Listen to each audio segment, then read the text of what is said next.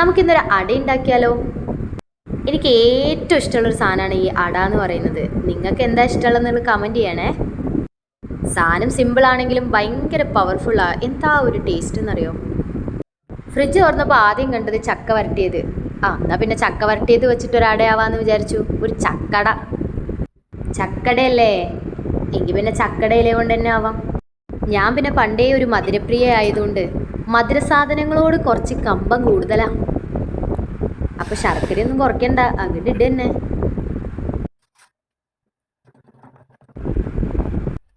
നല്ല തേങ്ങയൊക്കെ ചേർത്ത് നല്ലൊരു ശർക്കരക്കൂട്ട് റെഡിയാക്കി എടുക്കുക. ഇനി നമ്മുടെ താരത്തെ എടുത്ത് കുറച്ച് മാവൊക്കെ വെച്ച് അങ്ങോട്ട് പരത്തി അങ്ങോട്ട് എടുക്കുക. പിന്നെ അട കഴിക്കാനുള്ള ആക്ര കാരണം പ്ലാവിയുടെ സൈഡൊന്നും അങ്ങോട്ട് ശ്രദ്ധിക്കാൻ പറ്റിയില്ല. ഇനി നിങ്ങൾക്ക് വേണമെങ്കിൽ അത് ശ്രദ്ധിച്ചോളൂ. പക്ഷെ ടേസ്റ്റിനൊന്നും വലിയ വ്യത്യാസം തോന്നിയില്ല കേട്ടോ.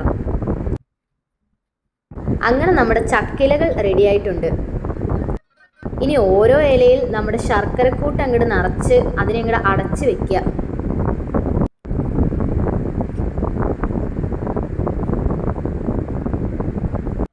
ഇനി ഒരു ഇഡ്ഡലി തട്ടെടുത്ത് അതിലേക്ക് ഈ മടക്കി വെച്ച ഇലകൾ നിരത്തി വെക്കുക.